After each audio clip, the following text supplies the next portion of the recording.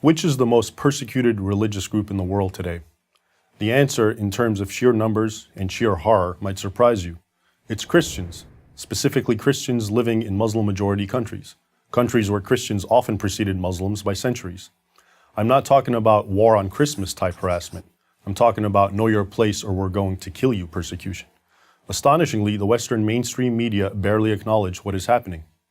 Let's look closer at this issue. It tells us a lot about the world we're living in. 100 years ago, 20% of North Africa and the Middle East, the birthplace of Christianity, was Christian. Today, Christians make up 4% of the population. Much of that decline has occurred in the last decade. In essence, Muslims are rendering North Africa and the Middle East free of Christians. Take Egypt, for example, my ancestral homeland.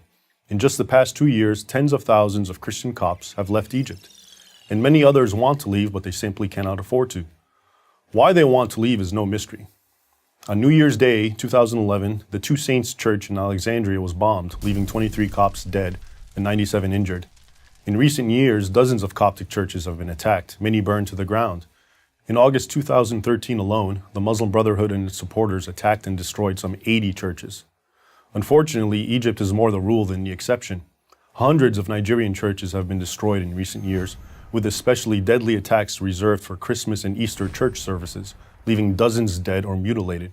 Churches have been bombed or burned in Iraq, Syria, and just about every place in the Middle East where churches still exist, except Israel. Christian businesses have been torched, Christian girls have been kidnapped, sold as child brides or slaves, and had acid thrown in their faces for not being veiled. Anyone born a Muslim who converts to Christianity faces jail and possibly execution. The list of fresh atrocities by Muslims against Christians grows longer almost every day. Even in Muslim countries often portrayed as moderate, Morocco, Indonesia, Malaysia, Kazakhstan, Uzbekistan, Christian minorities are under legal pressure not to build churches or evangelize. The Christians in these Muslim countries are often identical to their co-citizens in race, ethnicity, national identity, culture, and language. There is no political dispute between the Christians and Muslims, no land dispute. Vastly outnumbered and politically marginalized, these Christians simply wish to worship in peace. Instead, they are hounded and attacked. So then, why is this happening? And why is the media making so little mention of it? The first question is easy to answer. Christians are being persecuted in Muslim countries because they're Christians, or as the Quran puts it, infidels. That is, non-Muslims who are regarded by many fundamentalist Muslims as inferior. As a fundamentalist interpretation of the holy books of Islam has grown in the last 50 or so years, Christians have suffered, and in recent years they have suffered terribly. I document this in my book, Crucified Again, Exposing Islam's New War on Christians. If this were happening to any other group besides Christians, it would be the human rights tragedy of our time. There would be loud worldwide calls for action. But the silence in the mainstream Western media is, as they say, almost deafening. Why? Because Muslim persecution of Christians throws a wrench in the media's narrative that Muslim violence is a product of Muslim grievance. That grievance is, first and foremost, portrayed as the sin of European colonialism and alleged American imperialism.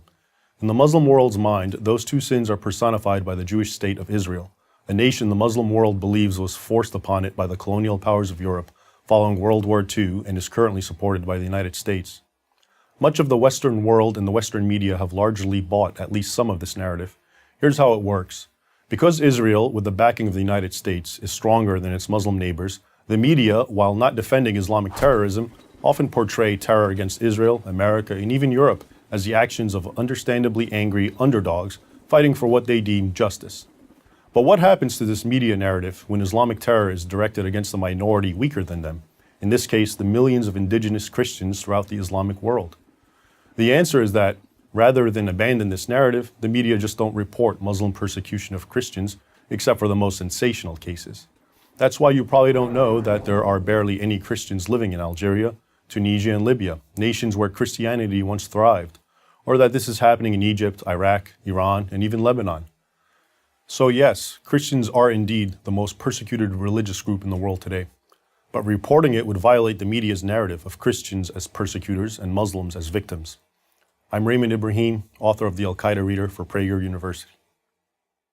Join Prager University, subscribe to our YouTube channel, and sign up for free at prageru.com.